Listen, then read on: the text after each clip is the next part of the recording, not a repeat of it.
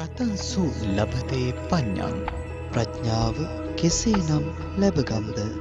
ආයුබෝවන්. තවත් විවේකී සෙනසුරාදා උදෑසනක ආරම්භම. ඉතින් ඔබ මේ වන විටත් බෞද්ධ මාධ්‍ය ජාලය සමග ඒකාත්මිකව උදෑසන පිරිත් සූත්‍ර සජ්ජායනා කොට තෙරුවන් වන්දනා කරමින් ආශිර්වාද ලබාගෙන උදෑසන ධර්මානුශාසනාවට සම්බන්ධ වෙලා ඊට පස්සේ පින්බර උදෑසන වැඩසටහන සමග ඒකාත්මික වෙලා මෙම වැඩසටහනට පෙර ආතුව පැවති ධර්මදේශනාවට සම්බන්ධ වෙලා තමයි දැන් මේ සජීව ධර්ම සාකච්ඡාවට සම්බන්ධ වන්නට දැන් ඔබ සදී පැහැදී සිටින්නේ. එක්තරා පැත්තකින් ගුවන්විදුලියත් එක්තරා පැත්තකින් රූපවාහිනියත් එකට එක්ව තමයි ඒකාබද්ධ විකාශයක් හැටියට මේ විකාශනය ඔබ වෙත ගෙනෙනු ලබන්නේ. ඉතින් අපි සතියේ සෑම සඳුදා දවසකම බදාදා දවසකම වගේම අද වෙනි සෙනසුරාදා දවස්වලත් දැන් මේ වර්ෂ කීපේ පුරාවටම කතංසු ලබතේ පඤ්ඤං වැඩසටහන ඔබ වෙත ගෙනෙනු ලබනවා. ඉතින් ඒ පිණිස සමාදර ප්‍රධාන අනුග්‍රාහක දායකත්වයෙන් කටයුතු කරන ලබන්නේ සිලෝන් බිස්කට් ලිමිටඩ් අපි කවුරුත් දන්න මංචි ආයතනය. ඉතින් මංචි ආයතනයේ සුපින්නතුන්ටත් අපි හදපිරි පුණ්‍යානුමෝදනාව සිදු කරමින් අදත් ආරම්භෙන්නේ සජීව සදහම් සාකච්ඡාව කතංසු ලබතේ පඤ්ඤං. ඉතින් අද දවසේදීත් අපගේ වැඩසටහනට වැඩමවා වැඩ සිටින කොළඹ හත ශ්‍රී සම්බෝධි මහා විහාරය සහ ඊට අනුබද්ධිත සියලු විහාර ආයතනයන්හි අධිපතිභාවය හොබවන බෞද්ධ මාධ්‍ය ජාලයේ ගරු වත්මන් සභාපති අප කල්යාණ මිත්‍ර පූජනීය බොරලන්දේ වජිරඥාන නායක ස්වාමින් වහන්සේව নমස්කාර පූරකව සාදු නාද නංවා පිළිගනිමු. සාදු සාදු සාදු. සදහවතුනි, ධම්මපදයේ කියලා කියන්නේ ගාථා 426කින් සමන්විත උත්තරීතර ග්‍රන්ථ රත්නයක්. සද්ධර්ම රත්නාවලිය හැටියටත් ධම්මපදයේ හඳුන්වනවා. ධම්මපදත්ත කතාව තමයි සද්ධර්ම රත්නාවලිය හැටියට හඳුන්වන්නේ. ධම්මපදයේ පුරාවටම තියෙන වග්ග 26ක්. මේ වග්ග 26 පුරාවටම තියෙන මේ ගාථා 400 ගණනෙන් ආරම්භක දේශනාව තමයි අපි කවුරුත් පොඩි කාලේ ඉඳලා අහලා පුරුදු ඇතැම් විට අපි හැමදෙනාටම කටපාඩම් මනෝපුබ්බංගමා ධම්මා කියන ගාථාව. මනෝ කියන්නේ මනස. තව පැත්තකින් ගත්තොත් හිත.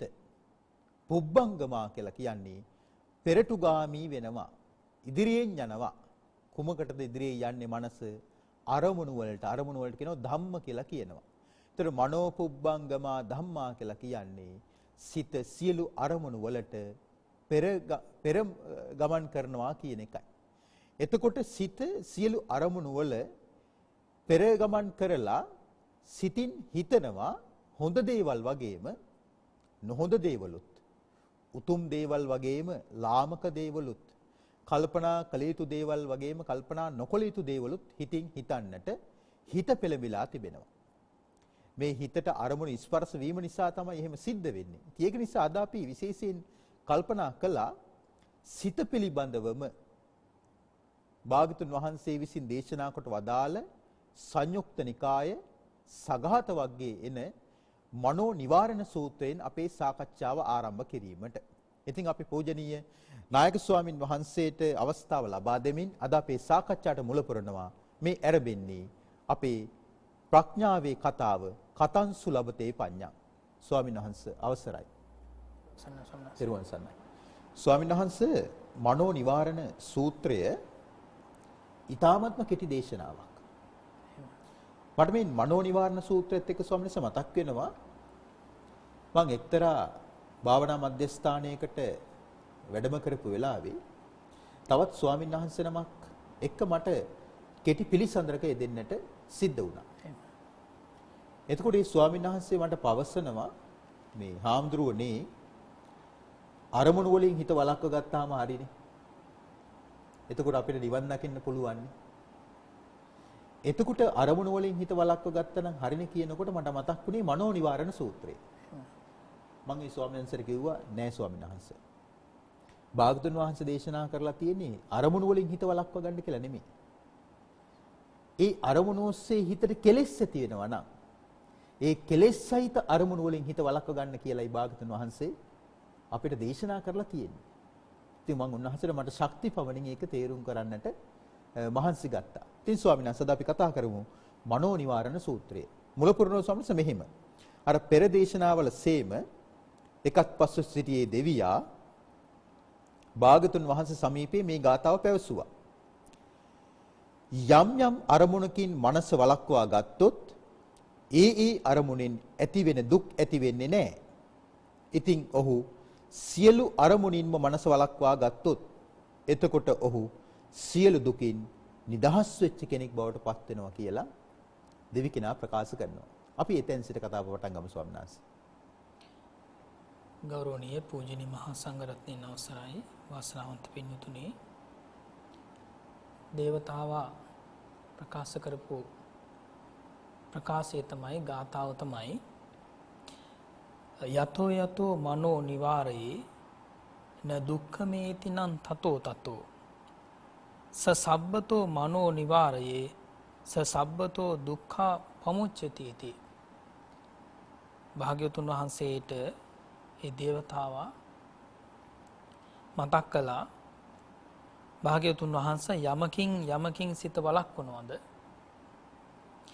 එයින් ඔහුට දුක් පැමිණෙන්නේ නැහැ. හිතේ මේ සියල්ලකින්ම සියලු අරමුණු වලින්ම සිත වළක්ව ගන්නවා නම්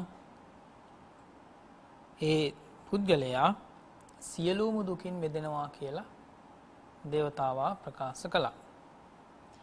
භාග්‍යවතුන් වහන්සේ දේශනා කළා න සබ්බසෝ මනෝ නිවාරයේ මනෝ යතත් මාගතං යතෝ යතෝච පාපකං තතෝ තතෝ මනෝ නිවාරයේති.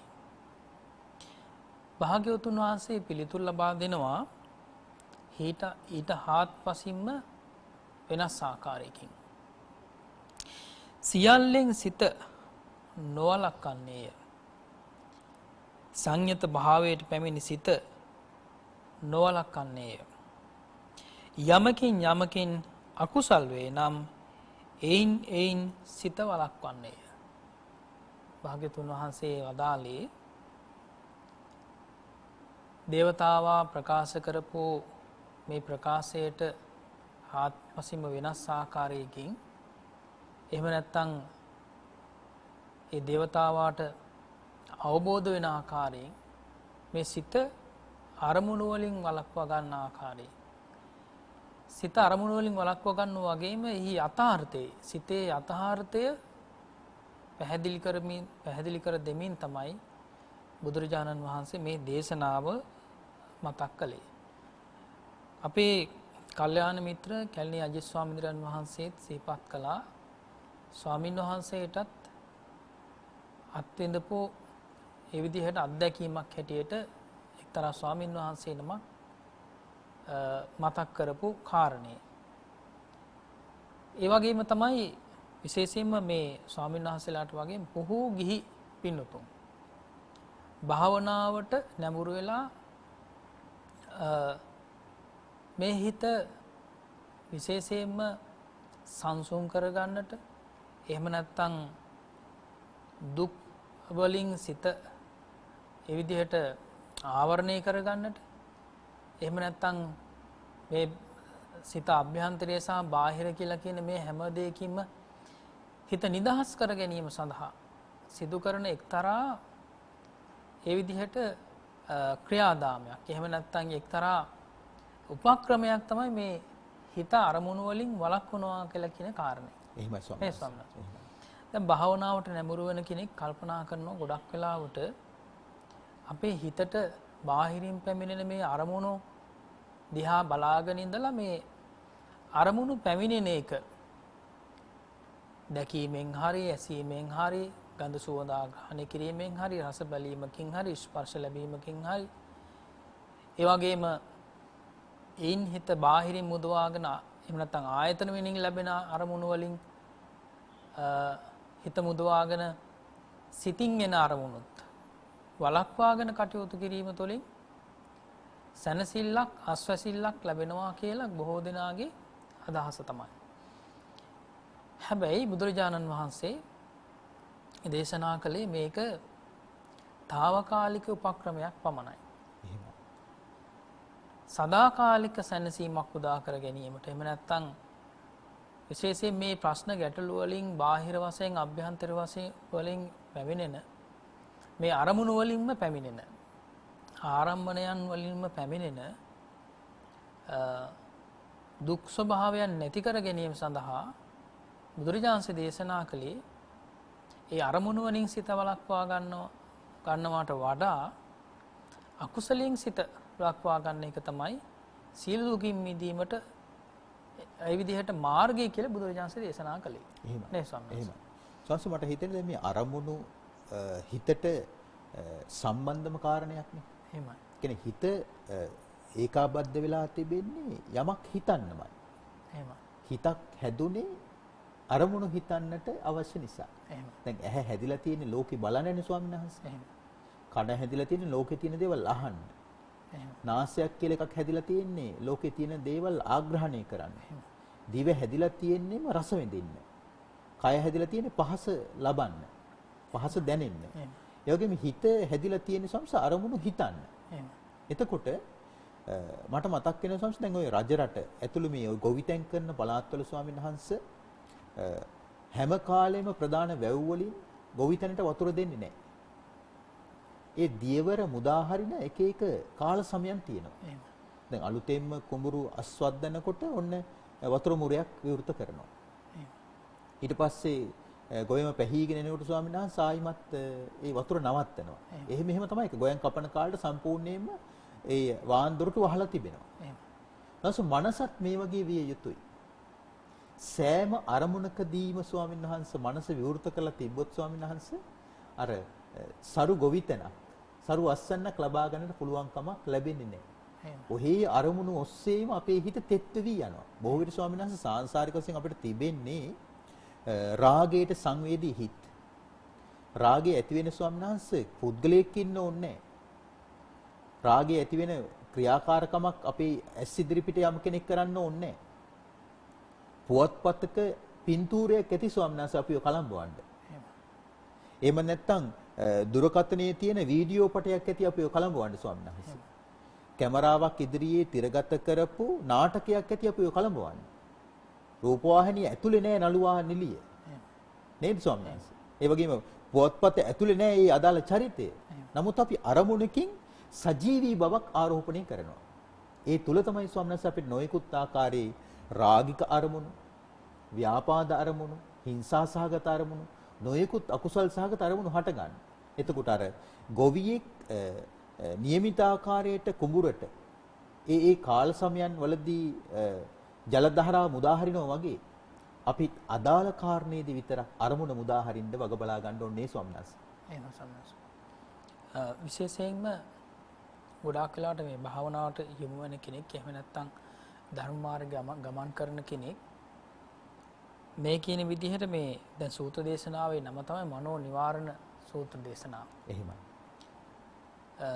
විශේෂයෙන්ම සිත ආවරණය කර ගැනීම. සිත ආවරණය කර ගැනීම බුදුරජාණන් දේශනා කළේ අකුසල් වලින් ආවරණය කර ගන්න ඕන කියලා.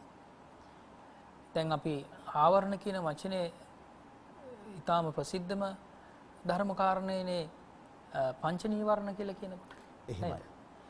ඉතින් නිවන ආවරණය කරන ධර්ම හැටියට බුදුරජාණන් දේශනා කළේ පංච නීවරණ ධර්ම. ඒ වගේම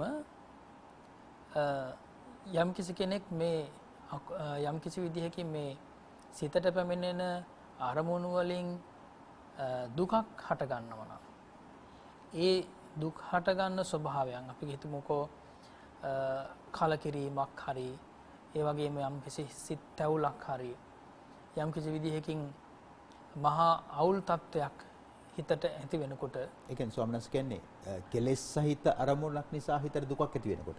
එහෙම සම්මත. ඒ කියන්නේ ස්වාමීන් වහන්සේ දැන් නෙක්ඛම්මයේ වඩන කොටත් දුකක් ඇති වෙනවනේ. එහෙම. දැන් දුකසේ කඳුළු සලමින් සිල් රකින්න. සිල්පද කඩා ගන්න නැතුව. එහෙම. පංච නීවරණ වලින් බැට කමින් භාවනාව කරනවා. ඒතකොට එතනත් දුකක් තියෙනවා. නමුත් ඒ දුක භාගතුන් වහන්සේ දේශනා කරන්නේ ඇසුරු කරන්න, සේවනය කරන්න කියලා. එහෙම සම්මත. ඉතින් මේ විදිහට බලනකොට මේ తాවකාලිකව විශේෂයෙන් මේ ලැබෙන සැනසීම හිත ආවරණය කරගත්තට පස්සේ ලැබෙන සැනසීම තවත් පැත්තකින් බුදුරජාණන් දේශනා කළේ දැන් කායික විවේක දැන් විවේක තුනෙන් එහෙමයි. කායික විවේකයත් චිත්ත විවේකයත් කියලා කියන විවේක දෙක తాවකාලිකයිනේ. එහෙමයි. නේද? එහෙමයි. එතකොට මේ මෙන්න මේ විවේක දෙක ගැන තමයි දේවතාව ප්‍රකාශ කළේ. ඒ වගේම බුදුරජාණන් වහන්සේ දේශනා කළේ අකුසලයන්ගෙන් සම්පූර්ණයෙන්ම හිත මුදවා ගැනීමෙන් තමයි සිත නිවැරදි වාරණය කරගත්තා කියලා කියන්නේ. අර සීල බුදුරජාණන් වහන්සේලාගේ අනුශාසනාවක් වෙනවනේ සචිත්ත පරියෝදපණං කියලා. එහෙමයි ස්වාමීන් නේද? එහෙමයි. සිත ස්වකීය සිත দমনය කරගන්න කියලා. එතකොට ඒ দমনය කරගන්න අවස්ථාව තමයි විදසුන් නුවණින්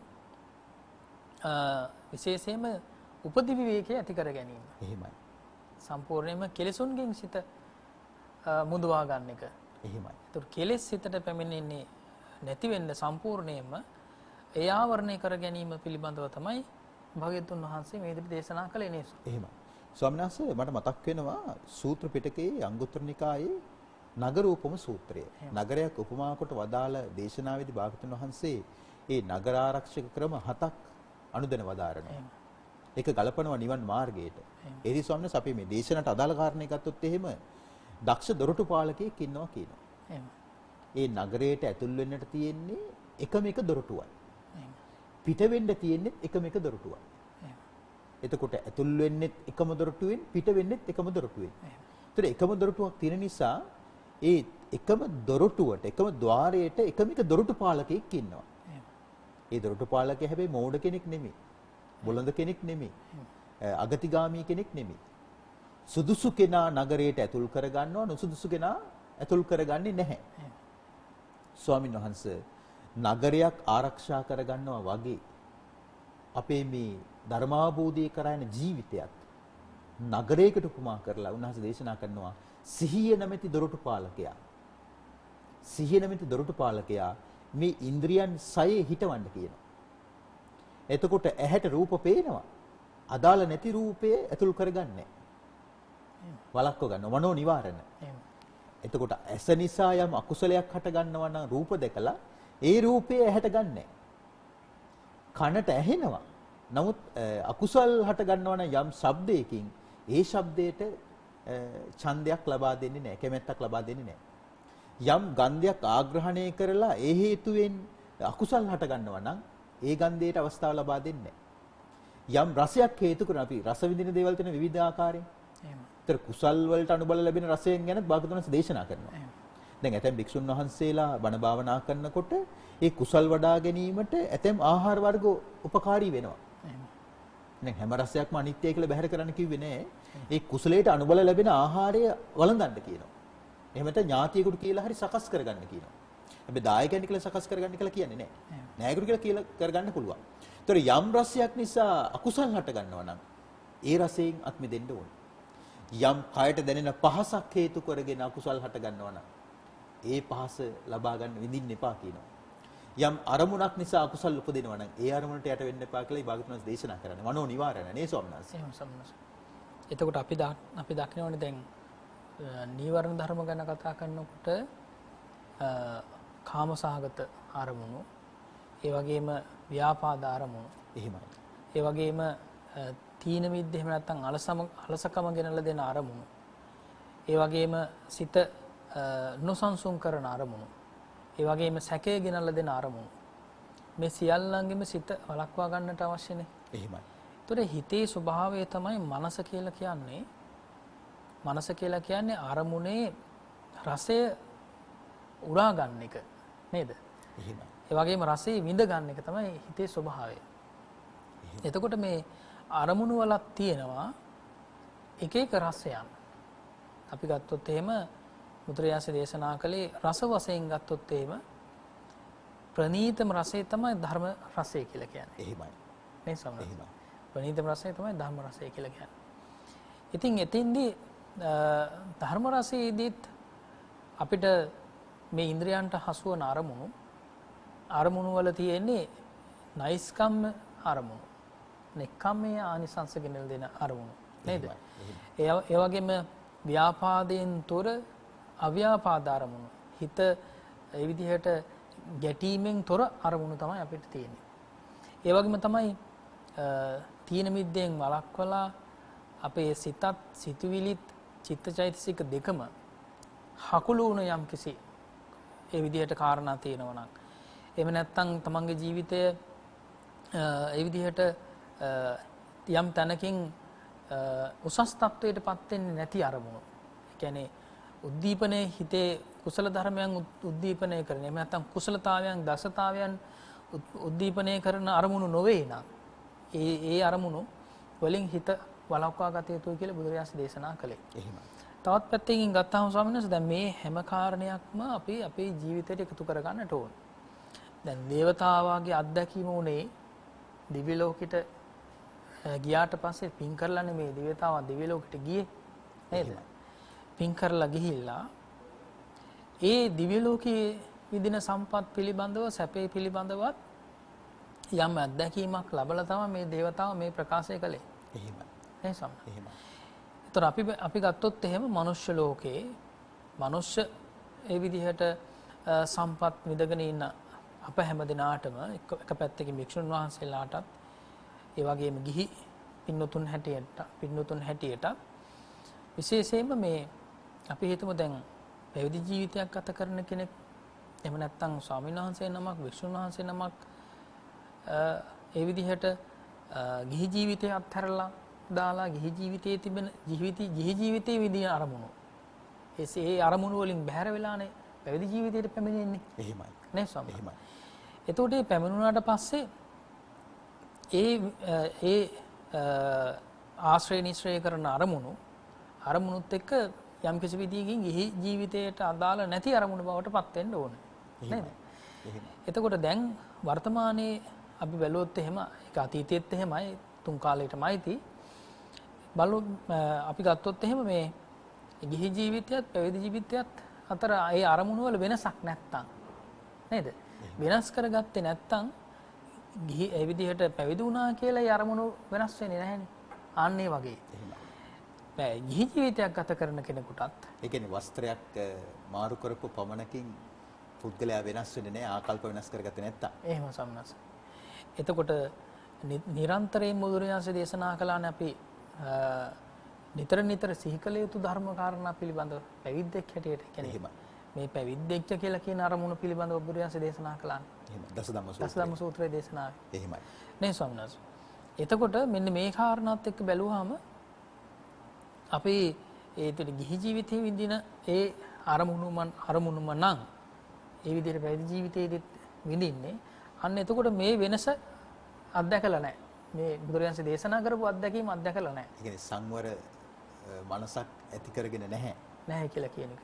නේ ස්වාමීනි. එහෙමයි. ඒතර ගිහි ජීවිතයක් ගත කරන කෙනෙක් වුණත් යම් කිසි විදිහකින් නයිස්කම්මේ සැපේ හොයාගෙන යනකොට එහෙම නැත්නම් අපි ගත්තොත් එහෙම දන් දෙනකොට හරි සීලයක් ආරක්ෂා කරගන්නකොට හරි දැන් යම් කිසි විදිහකින් උදෑසන ජීවිතය ආරම්භ කරනකොට ඒ වගේම බොහොම වෙහෙස මහන්සි වෙලා සන්ධ්‍යා භාගයේ රාත්‍රී වෙනකොට නිින්දට යනකම්ම අපි මේ ඉන්ද්‍රියන්ගෙන් ලබාගත් අරමුණුත් එක්ක ගත කරපු වෙහෙසකාරී తত্ত্বය නේද?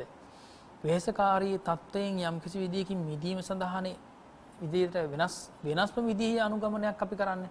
කියන්නේ බෞද්ධයන් හැටියට පංචශීලයේ සමාදන් වෙලා ඒ සීලය කියලා කියන්නේ එතකොට යම් කිසි විදිහකින් මේ කියන කුසල කර්මයන්ට කුසල ධර්මයන් උපදවා ගන්නා ක්‍රමයකට ඒ වගේම මාර්ගයකට පිවිසීමනේ නේද? එතකොට එහෙමනම් පංචශීල ආරක්ෂා කරගැනීමේදී එහෙම නැත්නම් යම් කිසි විදිහකින් උපෝසත සීලයක් සමාදන් වෙලා ඒ සීලය ආරක්ෂා කරගන්න වෙලාවේ ගිහි දස සීලිය හෝ සමාදන් වෙලා ඒ ගත කරන ජීවිතයේදී යම් කිසි වෙනස්ම අත්දැකීමක් ලබා ගත යුතුයි. ඒ වෙනස්ම අත්දැකීම ලබා ගැනීම සඳහා විශේෂයෙන් පින්නතුනි විදර්ශනා නුවණ අපි පහළ කරගන්න අවශ්‍ය වෙනවා ප්‍රධාන වශයෙන්. එහෙමයි. මේ බුදුරජාණන් දේශනා කළේ කුසල ධර්මයන් යමකින් අකුසල් වේ නම් එයින් සිත වළක්වන්නේය කියලා බුදුරජාණන් දේශනා. ඒ කියන්නේ හැම අරමුණෙන්ම නෙමෙයි. හැම අරමුණකින්ම නෙවෙයි. ඒ අකුසල් වලින් සිත වළක්වා ගන්නා කාරණේ අපි අවබෝධ කරගන්න අවශ්‍යයි. විශේෂයෙන්ම එතකොට දස අකුසලයෙන් වෙන් වෙලා දස කුසල් වැඩිම ගැන තමයි බුදුරජාණන්සේ දේශනා කරන්නේ ස්වාමීන් වහන්සේ. සම්පූර්ණ මේ අරමුණු කියනකොට මට මතක් වුණා බුදුරජාණන්සේ වැඩ හිටපු කාලේ හරි අපූර්ව සිද්ධියක් සිද්ධ වුණා. එහෙම. භාගනීය සංඝරක්කිත කියලා පුංචි සාමණේර ස්වාමීන් වහන්සේ නමක් හිටියා. එහෙම. එතකොට උන්වහන්සේගේ ගුරු දේවයන් වහන්සේ ඥාතිත්වයෙන් උන්වහන්සේගේ බාප්පා වෙන්නේ භාගනීය සංඝරක්කිත ස්වාමීන් වහන්සේගේ බාප්පා මහාන වෙලා හිටියා. එහෙම. එතකොට ඒ මහතෙරුන් වහන්සේගේ නම සංඝරක්කිත. එහෙම. එතකොට ඥාතීන් භාගනීය සංඝරක්කිත කියලාම මේ හැඳින්වුවා ගිහි ගෙදර ඉන්න කාලේ ඉඳලම. එහෙම. ඉතින් ඊට පස්සේ දැන් මේ භාගනීය සංඝරක්කිත ස්වාමීන් වහන්සේ අර ඥාතියා ළඟ ඒ කියන්නේ මහතෙරුන් වහන්සේ ළඟ පැවිදි වුණා. පැවිදි වෙලා ඉතින් බොහොම අපූර්වට හරි අගේට වත්පිළිවෙත් කරගෙන කීකරු ජීවිතයක් ගත කළා. එහෙම. දැන් ටිකක් දැන් වැඩිහිටි වෙනකොට ස්වාමීන් වහන්සේ අපිට ගුරුවරු ඇසුරේම, කල්යාණ මිත්‍ර, සමීප ස්වාමීන් වහන්සේලා ඇසුරේම ඇතැම් විට ඉඳ සිද්ධ වෙන්නේ නැහැ. වෙන වෙන පළාත් වලට යන්න වෙනවා සාසනික කටයුතු වලට. ඉතින් මේ පොඩි හාමුදුරුවන්ටත් ඈත පළාතකට යන්න සිද්ධ වුණා. ඒ කාලේ වස් කාලයක්. ඉතින් වස් අවසානයේදී දායක පින්නතුන් විශේෂ පිරිකර වර්ග පූජා කරන සංසතෙන් විට ඉතින් මේ ස්වාමීන් වහන්සේට ලැබුණා සිවුරු වලට සෑහෙන බොහොම අගනා වස්ත්‍ර යුගලයක් ලැබුණා. එකක් 7 රියනයි එකක් 8 රියනයි කියලා තමයි සඳහන් වෙන්නේ. ඊට පස්සේ කල්පනා කළා මේ ලොකු වස්ත්‍රය ගැලපෙන්නේ මගේ ගුරු දේවයන් වහන්සේට. මම මේකින් හරි අපූර්වවට සිවුරක් කරවගෙන වස් අවසානයේදී බැහැ දකින්න යන්න ඕන මගේ ගුරුවරයා.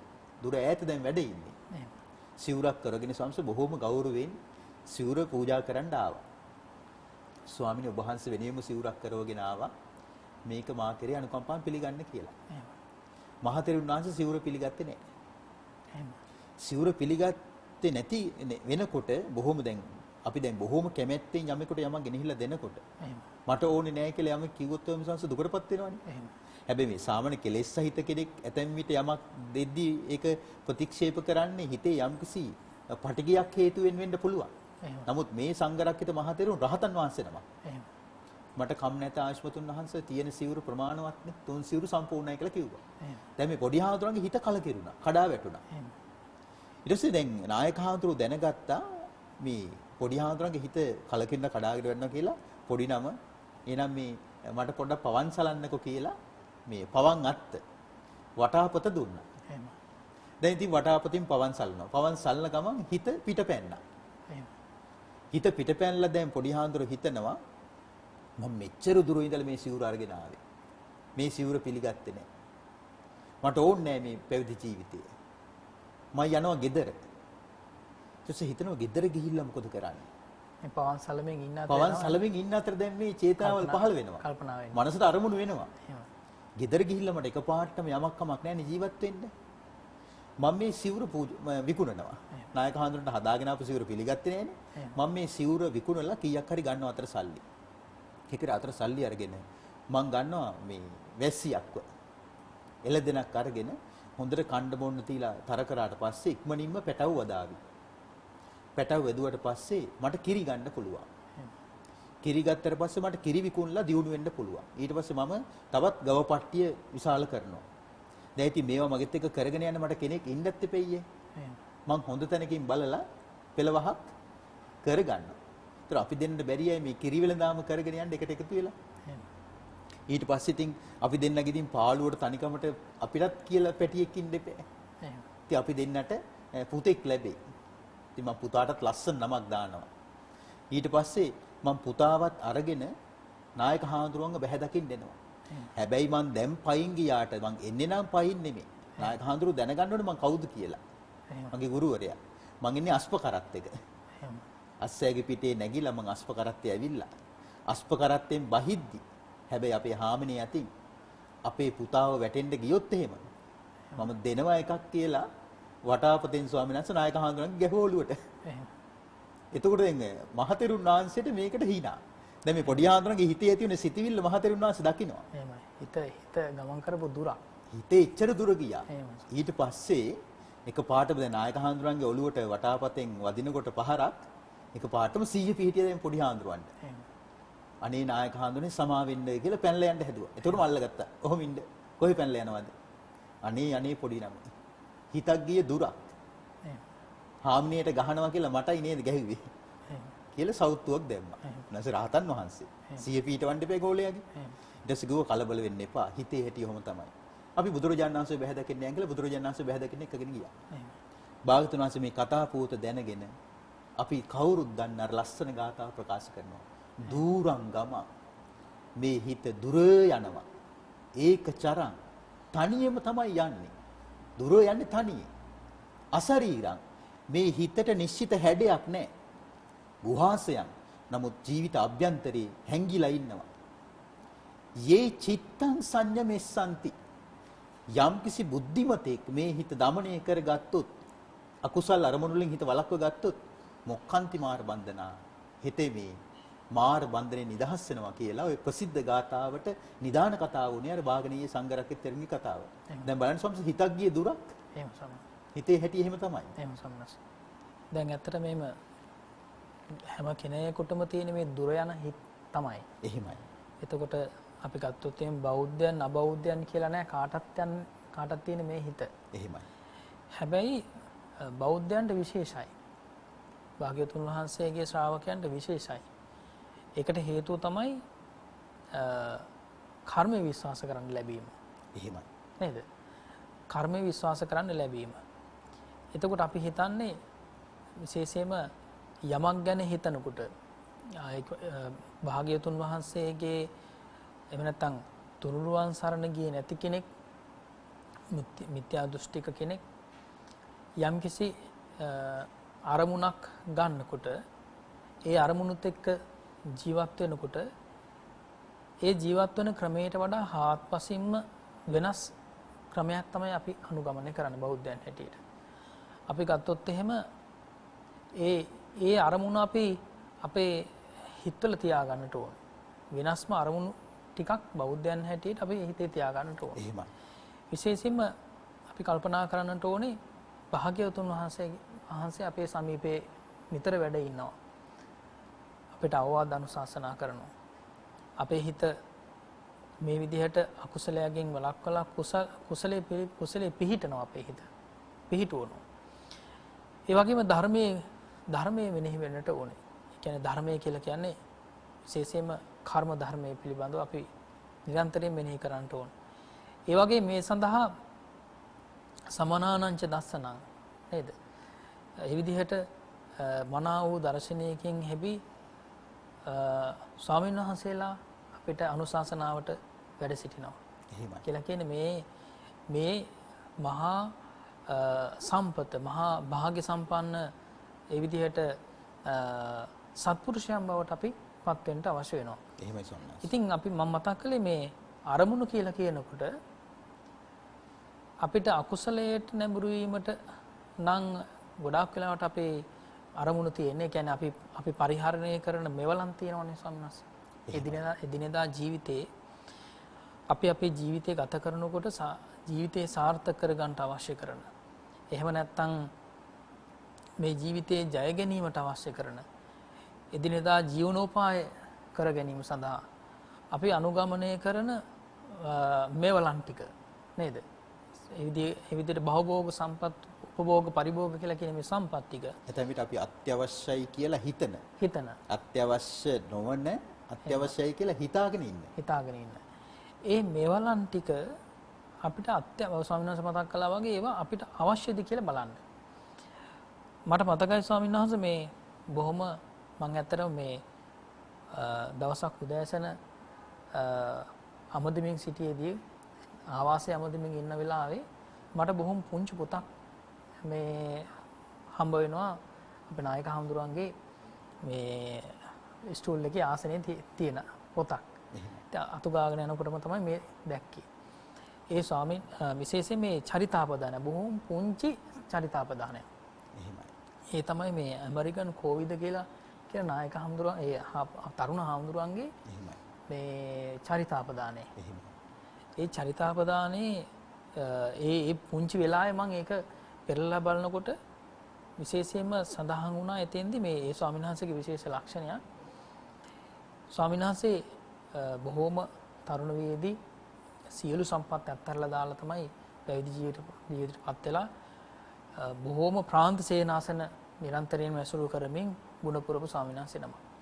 ඒ දැඩිව ගුණපුරපු නිසාම ඇත්තටම බොහොම අඩු වයසකින් යුක්තව ස්වාමීන් වහන්සේ ඒ විදිහට ජීවිතයෙන් සමුගත්තා. ඒ කොහොම වුණත් විශේෂයෙන් ඒ ස්වාමීන් වහන්සේගේ සුවිශේෂී ලක්ෂණය තමයි යම් කිසි දෙයක් කුටියට ගන්න කියලා හිතනකොට බලනවා ඇතුලෙන් එළිය තියන්න පුළුවන් මොනවද කියලා. එහෙමයි. කියන්නේ ඇතුලට ගන්නකොට බලනවා ඇතුලේ තියෙන දෙයක් එළිය තියන්න තියෙනවද කියලා. කියන්නේ ඒ අවකාශය හදනවා ස්වාමීන් වහන්සේ. ඇතුලට ගන්න යමක් එළියෙන් තියන්න යමක් තියෙනවද කියලා බලලා. එහෙමයි. මේ එතකොට ස්වාමීන් වහන්සේ මේකෙන් පැහැදිලි කොයිතරම් මේ අපි පරිහරණය කරන දේවල් වල අපිට අත්‍යවශ්‍යමද කියලා කිය කාරණා අපි පරිහරණය කරන දේවල් අත්‍යවශ්‍යම දේවල්ද? සම්සේ ඒ කතාවෙන් තවත් අපිට අභ්‍යන්තරික හරයකට යන්න පුළුවන්. එහෙම. මේක මට අත්‍යවශ්‍යයිද කියලා කල්පනා කරනවත් එක්කම දැන් අපේ හිත කාමරයක් නා. නේ ස්වාමීන් දැන් අපිට හිතට යම්කිසි ආගන්තුක අරමුණක් එනවා කියමුකෝ. මේක මගේ හිතේ රුවා ගන්න ඕනේද? මේක මගේ හිතේ තැම්පත් කරගන්න ඕනේද වගේ අදහසකට අපි ආවන නේ ස්වාමීන් වහන්සේ. අර කෝවිද ස්වාමීන් වහන්සේ කළා වගේ. එහෙම ස්වාමීන් වහන්සේ. එතකොට එතනින් පැහැදිලි මේ අපි යම් කිසි විදිහකින් නිවසක් නම් ඒ නිවසේ නිරන්තරයෙන්ම ලෝතර බුදුරජාණන් වහන්සේ මෙනෙහි වන ආකාරයට අපි ගත්තොත් එහෙම බුදු කුටියක් නිර්මාණය කරන්න ඒ නිසානේ එදරක නේද?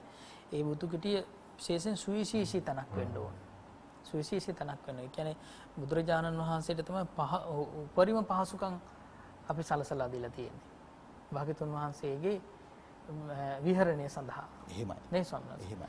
ඉතින් එතකොට බලන්නට ඕනේ තමන්ගේ විහරණය වගේ තමන් යම්කිසි දේවල් පරිහරණය කරනවා වගේ භාග්‍යතුන් වහන්සේට අපි ලබා දීලා තියෙන තැන මොකක්ද කියලා. එහෙමයි. නේද?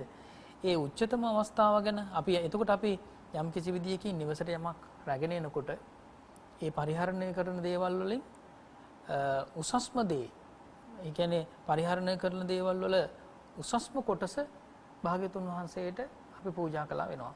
ඒ නිසානේ ස්වාමීන් වහන්සේ අපි සම්බුදු පූජා පවත්වන්නේ. එහෙම. දැන් නිවසට උනත් අපි සකස් කරගන්න ආහාරයේ අග්‍රම භාගයේ පිරිසුදුම් භාගයේ ලෝතර බුදුරජාණන් වහන්සේට පූජා කරනවා. ජීවමාන සංඥාවෙන්. ජීවමාන සංඥාවෙන්. ඒ වගේම යම් කිසි විදියකින් අපි පරිහරණය කරනවා නම් යමක් ඒ පරිහරණය කරන දේ තිබෙන වටිනාම දේ භාග්‍යතුන් වහන්සේටයි පූජා කරන්නේ. එහෙමයි. එතකොට නිරන්තරයෙන්ම නිවසේ රැඳී සිටිනකොට උනත් ස්වාමීන් වහන්සේ නමක් විහාරස්ථානයේ වැඩ ඉන්නකොට උනත් තමන්ගේ කුටියේ වැඩ ඉන්නකොට උනත් නිරන්තරයෙන් භාග්‍යතුන් වහන්සේ මේ විදිහට සිහි වෙනවා. බුදු ගුණ සිහි වෙනවා කියලා කියන්නේ බුද්ධානුස්සති භාවනාව. බුද්ධානුස්සති භාවනාව කියලා කියන්නේ අකුසලයන්ගෙන් සිත මිදිච්ච අරමුණක්. ප්‍රබල කුසල අරමුණක්. ප්‍රබලම කුසල අරමුණක්. නේ ස්වාමීන්. එහෙමයි. ඉතින් අන්න ඒ ආකාරයෙන් බලනකොට ඒ වගේම තමයි අපි ධර්මයේ හැසිරෙනකොට ධර්මයේ ජීවිතයට එකතු කර ගන්නකොට උනත් අර විදිහේ අකුසල අරමුණු වලින් සිත මුදවා ගැනීම සඳහා ධර්ම මානසිකාරයක අපේ හිත ඒ විදිහට සම්පූර්ණ කර ගන්නට අවශ්‍ය වෙනවා. එහෙමයි. ඒකට සම්මත අපි නිරන්තරයෙන් අපිට දර්ශනය වෙනවා නම් මේ විශේෂයෙන්ම මේ ධර්මයේ සිහිවීම සඳහා අපිට ඊටාම වැදගත්ම දර්ශනයක් තමයි මේ ධර්ම පුස්තක. නේද? ධර්ම ග්‍රන්ථ. එහෙමයි. ඉතින් අපි නිරන්තරව පුරුදු වෙලා ඉන්නවා නම් ජීවිතේ වෙනත් පොත් කියවනවා වගේම. ඒ කියන්නේ අපි සාමාන්‍යයෙන් අපි ගත්තොත් එහෙම දැන් නම් පොත් කියවනවා අඩුයි නේ ඇත්තටම.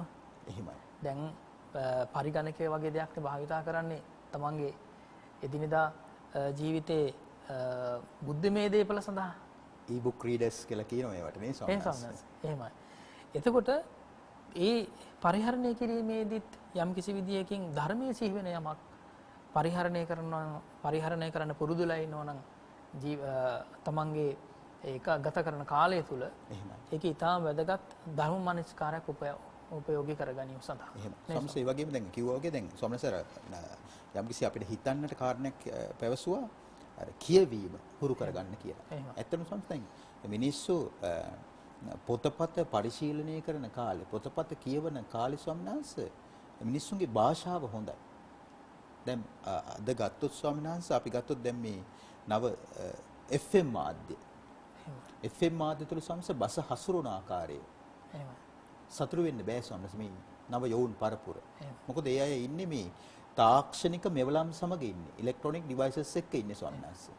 එතකොට ඒ අයට ඇතැම් විට මේ පොතපත පරිශීලනය කරන්න අවස්ථාවක් නැහැ. කොහෙන් හරි අහුලගත්ත කාරණයක් බොහෝ විට උපහාසාත්මකව තමයි ඉදිරිපත් කරන්න බලන්නේ. ඒ කියන්නේ හැම වැඩසටහනකින්ම හිනාවක් තමයි ඒගොල්ලෝ සමාජගත කරන්න හදන්නේ. ඒතර හැම වැඩසටහනක්ම විහිළුවක් වුණොත් ස්වාමීන් වහන්සේ එම මාධ්‍ය ජාලයේම විහිළුවක් බවට පත් වෙනවා. නමුත් පොතපත පරිශීලනය කිරීම තුළ ස්වාමීන් වහන්සේ අපිට අපේ හිත නිරෝගී වෙනවා. මානසික මට්ටම නිරෝගී වෙනවා. ඒ වගේම අපිට කතා කළ යුතු භාෂාව ඒ කියලා දෙන පොතින්ම අපිට කියලා දෙනවා. ඉතින් ඒක නිසා ස්වාමීන් වහන්සේ කිව්වා වගේ නැවතත් අපි අර කියවීමට පොත්පත් පරිශීලනය කිරීමට හුරු වුණොත් ස්වාමීන් වහන්සේ මේ හිතවල තියෙන අර කැළඹිච්ච අසංවර අශිෂ්ට ගති දුරු කර ගන්නවා වගේම අර හොඳ සුගම භාෂාවක් කතා කරන්නට අපිට ඒක අවස්ථාවක් ලැබෙනවා. විශේෂයෙන් මූණු පොත හරහා යම් යම් අදහස් ඉදිරිපත් කිරීමේදී ස්වාමීන් වහන්සේ මේ භාෂාව කියන එක හරියටම මේ හරි සංවේදී දෙයක් නේ ස්වාමීන් වහන්සේ භාෂාව. දැන් ස්වාමීන් වහන්සේ අපි කෙනෙක්ව හඳුනද්දි ස්වාමීන් වහන්සේ අපිට කියන්න පුළුවන් ඔයා කියලා කියන්නත් පුළුවන්. උඹ කියලා කියන්නත් පුළුවන්. නුඹ කියලා කියන්නත් පුළුවන්. එතකොට ඔයා කියනටත් වඩා උඹ කියනටත් වඩා නුඹ හරි ඔබ හරි කියලා පාවිච්චි කරනවා නම් ස්වාමීන් වහන්සේගේ වැදගත්නේ. මේ වැදගත්කම වර්තමාන පරපුරයට බොහෝ විට ගිලිහිලා තියෙනවා ස්වාමීන් වහන්සේ අර පොතපත පරිශීලනය නැති නිසා. මට මතකයි මම ගුවන්විදුලි සංස්ථාවේ ස්වාමීන් වහන්සේ මුල් වකවානුව මම ගුවන්විදුලි සංස්ථාවේ ධර්මදේශනා කරන්න ආරම්භ කරේ 2008 අවුරුද්දේ ස්වාමීන් වහන්සේ. මීට අවුරුදු 12කට කලින්. ඒතර මම මුල් කාලේ ධර්මදේශනාවල ඔයා කියන වචන පාවිච්චි කළා. ධර්මදේශනා කරනකොට. එතකොට මට එහිදී ඒ ගුවන්විදුලි සංස්ථාවේ හිටපු නිලධාරී මහත්තුරු කියලා දුන්න දෙයක් තමයි අපේ හාමුදුරුවනේ ඔයා කියන වචනේ කතා කරනට වඩා ඔබ කියන වචනේ භාවිතා කරන්න. ඒ වගේ මගේ ධර්මදේශනාවක් අහලා මට එක්තරා ශ්‍රාවක පින්වතෙක් කතා කළා. ලියුමක් එවලා තිබ්බා. ඒ ලිපියේ තියෙනවා ඔබ වහන්සේගේ ධර්මදේශනා හරිම හොඳයි බුද්ධ දේශනා අපුටා දක්වමින් කරන්නේ. නමුත් ඔබ වහන්සේගේ ධර්මදේශනාවේ මෙන්න මෙහෙම වචනයක් කියවුණා. මොකද්ද? අපි වැරදි හදා ගන්න ඕනේ. වැරදි හදා ගන්න ඕනේ. ත්‍රියා මට කියනවා ඔහු මට කියනවා වැරදි හදා ගන්නවා කියන එකට වඩා වැරදි නිවැරදි කරගන්නවා කියන වචනේ පාවිච්චි කළොත් හරි අගේ නේද අපේ හාමුදුරනේ මේක මගේ ඉල්ලීමක් ඔබ වහන්සේට බල කිරීමක් නැහැ කියලා බොහොම මධ්‍යස්ථ තමයි ලිපි ඉදිරිපත් කරලා තිබ්බේ. මම එතෙන් සිට එදා සිට ස්වාමීන් වහන්සේ වැරදි හදා ගන්නවා කියන වචනේ වෙනුවට වැරදි නිවැරදි කරගන්නවා කියන වචනේ මම දේශනාවලට භාවිතා කළා. ඒතර ගිහි කෙනකින් හරි ස්වාමීන් වහන්සේ අපි වැදගත් යමක් ලබාගත යුතු නම් අපි ලබාගත යුතුයිනි ස්වාමීන් වහන්සේ. මොකද හැදෙන පරපුරක්නේ අපි. නේ ස්වාමීන් වහන්සේ. එහෙම සම්මස්. ඒතකොට ඇත්තටම දැන් කුසල් ගැන අපි කතා කරමින් සිටියේ. එහෙමයි. බුදුරජාණන් දේශනා කළෙත් මේ කුසලයෙන් කුසලයේ කියලා කියන කුසල් අරමුණු වඩන්න කියලා කියන එක. එහෙමයි. ඒතකොට හිත අර සිතට පීඩා දෙන යම්කිසි විදියකින් සිත දුකටපත් කරන යම්කිසි අරමුණු වලින් හිත යම්කිසි විදියකින් తాවකාලිකව ඈත් කර ගන්නවට වඩා කුසල් දහම් වැඩිම පිළිබඳව දේශනා කළේ. ඒ කුසල් දහම් වලිනුත් ස්වාමීන් වහන්සේ මතක් කළා. එතකොට දැන් අපි විශේෂයෙන් වචනය ගැන කතා කළා. වචනේ නිවැරදි කර ගැනීම ගැන කතා කළා. එහෙමයි. ඒතර අපි ගෙදර නිවසේ ඉන්නකොට හරිය අපි ස්වාමීන් වහන්සේලාත් එක්ක ඇසුරේ හරිය ඒ කතා බහ කරනකොට හරිය අපි භාවිතා කරන වචන යම් කිසි විදියකින් මේ නිවැරදි වචන බවට පත් කර ගන්න අවශ්‍ය වෙනවා. ස්වාමීන් ඒ වගේම දැන් අපිට අපේ ස්වාමීන් වහන්සේයි මට දෙනමටම ඇවිල්ලා යම්කිසි ඉල්ලීමක් කරපු මහත්තයෙක් පැමිණෙන මේ මෑතකදී. එහෙම සමහර. දැන් එතුමා ඇත්තටම හරි සංවේදී බවක් ඇති වෙනවා ස්වාමීන් වහන්සේ. ස්වාමීන් වහන්සේට ලිපියක් එවලා තියෙනවා. මටත් පෞද්ගලික ලිපියක් එවලා තිබ්බා. තවත් මේ රටේ පිළිගත් ස්වාමීන් වහන්සේලා කීප නමකටම ඒව පිටපත් යවලා තිබ්බා. ඒ බව සඳහන් කරලා තිබ්බ ලිපියේ මේ අවසානයේට. එතුමා සඳහන් කරන්නේ එතුමාගේ දෘශ්‍යාබාධිත මෙතන ශ්‍රව්‍යාබාධිත දරුවෙක් ඉන්නවා. ඒතර ස්වාමීන් වහන්සේලා ධර්මදේශනාවලදී හැම නිතරම කියනවා අන්ධයන්ට, ගොළුවන්ට, බිහිරන්ට, කොරුන්ට කියලා ওই වචන වලින් පාවිච්චි කරනවා. ඒතකොට කියනවා හාඳුනේ කතාව ඇත්ත තමයි, අන්ධයෝ තමයි, ගොළුවෝ තමයි, කොරු තමයි, බිහිරෝ තමයි. නමුත් ඔయిత වඩා ඒ අන්ධ ගොළු බිහිරි කොර අයට පාවිච්චි කරන්න වෙන සුමට වචනයක් නැද්ද? මොකද බෞද්ධ නාලිකාවෙන් දෘශ්‍යාබාධිත අය බණ අහනවා. කෝරළෑගම සරණතීස්ස ස්වාමීන් වහන්සේ කරන දේශනාවෙත් ස්වාමීන් වහන්සේ අර එක්තරා පස්සකින් එක අම්මා කෙනෙක් අර ඒක අංග චලනයෙන් පෙන්නනවනේ. ඒ කියන්නේ දසවන් ඇසෙන් නැති අයට ස්වාමීන් වහන්සේ. එතකොට මේ බිහිරා කියනට වඩා අන්ධය කියනට වඩා දෘශ්‍යාබාධිත, ශ්‍රව්‍යාබාධිත විශේෂ අවශ්‍යතාවයන්ගෙන් පෙළෙන කියන වචනේ පාවිච්චි කරොත් නරකද කියලා අහනවා. කොච්චර හොඳ යෝජනාවක්ද ස්වාමීන් වහන්සේ. ඉතින් අපි දේශකයන් වහන්සේලා හැටියට බස හැසිරවීමේදී දැන් මේ අපි කතා කරන්නේ කුසල අකුසල් පිළිබඳවනේ. බස හැසිරවීමේදී හැම නිතරම ශ්‍රාවකයාව ග්‍රහණය කර ගන්නට ඕනේ කුසලයේ තුල. ශ්‍රාවකයාව අපි කොයිම අවස්ථාවකවත් අහිමි කරගත යුතු නැහැ. ස්වාමීන් වහන්සේ බස හරියට හැසිරුවේ නැත්තම් බුද්ධිමත් ශ්‍රාවකයා අපෙන් ගිලිහිලා යනවා ස්වාමීන් වහන්සේ. ඒ නිසා අර අන්ධයා කියනට වඩා දෘශ්‍යාබාධිත, බිහිරා කියනට වඩා ශ්‍රව්‍යාබාධිත නේ ස්වාමීන් වහන්සේ. ඒ වගේ වචන පාවිච්චි කරනවා නම් හරි වටිනවා කියලයි අපි ඉතින් මේ ඉල්ලීමක් හැටියටයි ඒක කරන්නේ ස්වාමීන් වහන්සේ. එහෙනම් ස්වාමීන් වහන්සේ. ඒ කියන්නේ පුංචි දෙයකින් යම්කිසි මහා කාර්යයක් කරන්න පුළුවන්. ඒ කියන්නේ ඒකට හේතුව අපි සිද්ධ කරන යම්කිසි කායික බොහොම පුංචි ක්‍රියාවක් පුංචි ක්‍රියාවකින් නතර වෙන්නේ සමහර වෙලාවට නරකාදී සතර අපායේ. එහෙමයි. එතකොට ඒ වගේ යම්කිසි ක්‍රියා මාත්‍රයකින් නේද?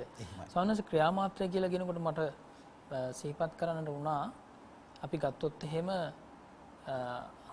ප්‍රාණඝාත ආදී අකුසල කර්මයන් සිද්ධ කරගන්නකොට සොරකම ප්‍රාණඝාතය කියලා කියනකොට සත්තු කියලා කියනකොට සත්වයෝ අතර ඊට කුඩා සත්තු ඉන්නවා. හැටවත් පේන්නේ නැති සත්තු ඉන්නවා. දැන් මේ දිනවල අපි කොරෝනා වාසංග තත්ත්වය කියලා කියන්නේ බොහොම ඇහැට පේන්නේ නැති යම්කිසි වෛරසයක් නිසානේ. ඒ වගේම පුංචි දෙයකින් තමයි ඒ විදිහට මහා ලොකු ශරීරයක් තියෙන සත්තුන්ගේ ඒ ශරීරය සම්පූර්ණයෙන්ම අඩබර කරන්නේ. සියලුම කටයුතු අඩබන කරන්නේ. එහෙමයි. නේ සම්මත. එහෙමයි. ප්‍රාණය නිරුද්ධ කරන්නේ. ඉතින් ඒ විදිහට බලනකොට සොරකම කියලා කියන කොටත් බුදුරජාණන්සේ දේශනා කරන්නේ ස්වාමීන් වහන්සේ දැන් උපසම්පදා සීලේ ගත්තොත් එහෙම උපසම්පන්න භාවයේ නැතිවීම සඳහා බොහොම පුංචි සොරකම නේද? පුංචි සොරකම සොරසිත වගේම සොරකම කියලා කියන එක මේ උපයෝගී වෙනවා කියලා දේශනා කළා. එහෙමයි.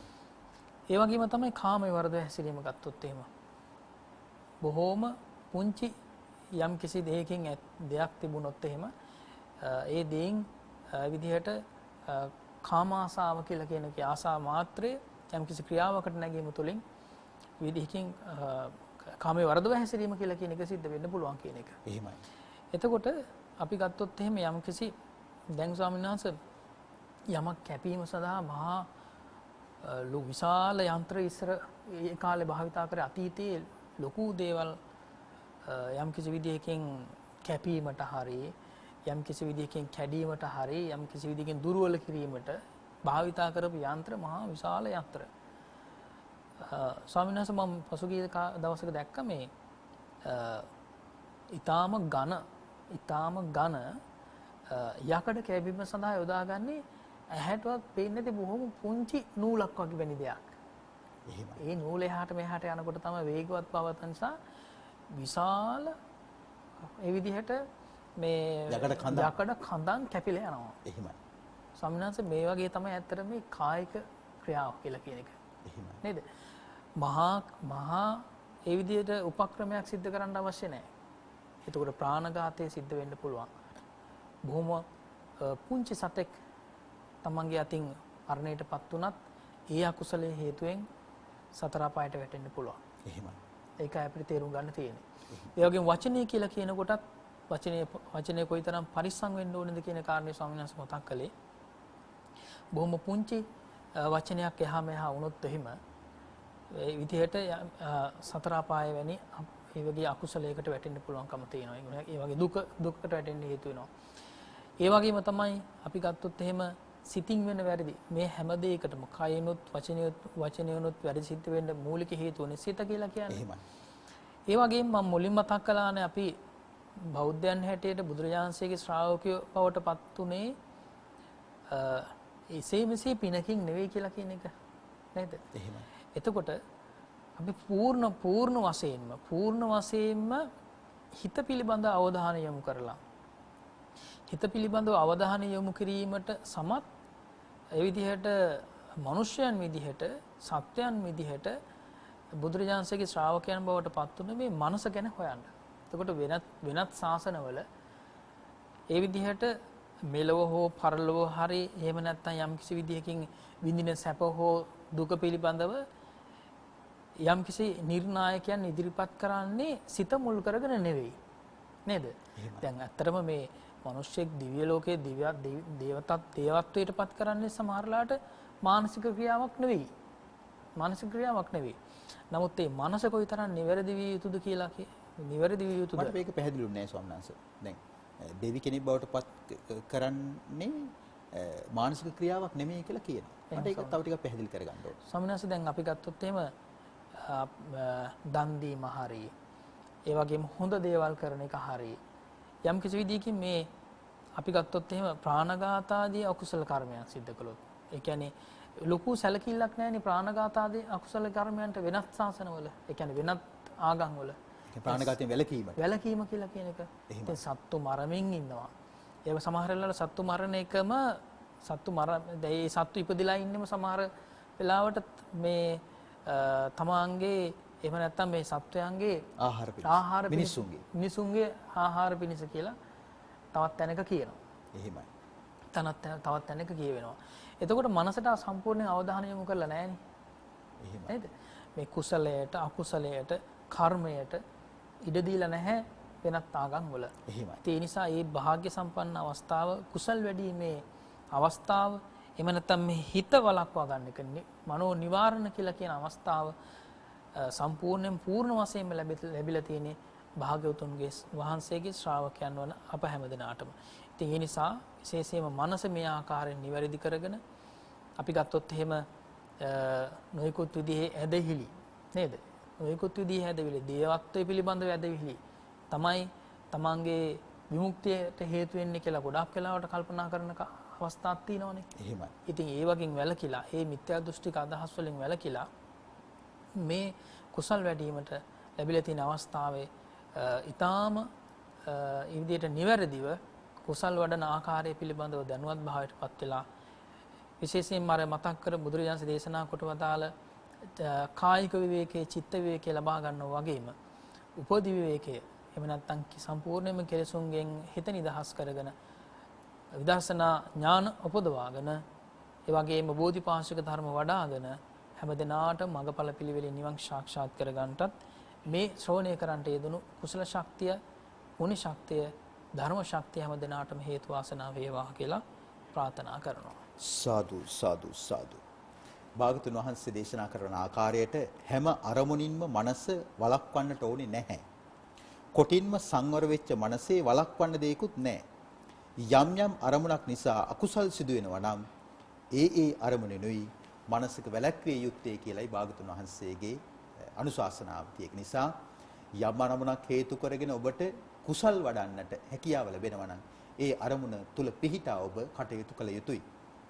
ඒ බවත් අපි අවසාන වශයෙන් මතක් කරමින් අදත් මේ විදිහට අවසන් වන්නේ කතංසු ලබතේ පඤ්ඤං සජීව ධර්ම සාකච්ඡාව. ඉතින් අද දිනේදී වැඩසටහනට වැඩම කොට වදාරමින් අපට ධර්මයේ කරුණු ගෙනහැර දක්වන්නට කැප වී කටයුතු කළ කොළඹ හත ශ්‍රී සම්බෝධි මහා විහාරාධිපති බෞද්ධ මාධ්‍ය ජාලයේ ගරු වත්මන් සභාපති කල්යාණ මිත්‍ර පූජනීය බොරලන්දේ වජිරඥාන ස්වාමින් වහන්සේට নমස්කාර පූරකව පුණ්‍යානුමෝදනා කරන අතර කවදත් ශාසන බහරදාරීව කටයුතු කරන ත්‍රිනිකායක පූජනීය වන්දනීය මහා නායක අනුනායක ස්වාමින් වහන්සේලා වර ප්‍රමුඛ අපගේ උතුම් ගුරු දේවෝත්තමයන් වහන්සේලාට මහෝපාද්‍යයන් වහන්සේලාට සමස්ත මහා සංඝ රත්නයට ගෞරව ආදර වන්දනාව වේවා নমස්කාරය වේවා. එමෙන්ම අපිව නරඹපු ශ්‍රවණය කරපු පැවිදි උතුමන්ට වගේම ගිහි බවතුන් වන ඔබ හැම දෙනාටමත් චතුරාර්ය සත්‍ය අවබෝධයෙන් අමා මහ නිවන් සුව ලබන්නට මේ හැම පිනක්ම මහෝපකාරී වේවා. නිෂ්පාදන සහයෝගයේ දැක්වූ අපගේ මාධ්‍ය සහෘදයන්ටත් සිලෝන් බිස්කට් ලිමිටඩ් ප්‍රධාන අනුග්‍රාහක බෞතුන් වන මංචි සමාගමටත් බොහෝ සෙයින්ම පින් සිදු වේවා. ඔබ හැම දිනාටම උතුම් චතුරාර්ය සත්‍ය ධර්ම අවබෝධයෙන් අමා මහ නිවන් සුව ලබන්නට මේ හැම පිනක්ම පාරමිතාවක්ම වෙත්වා කියලා ඔබේ ආලින්දයෙන් අපි සමුගන්නවා. හැම දිනාටම සම්මා සම්බුදු පිහිට ලැබේවා. කතංසු ලබතේ පඤ්ඤං ප්‍රඥාව කෙසේනම් ලැබගම්ද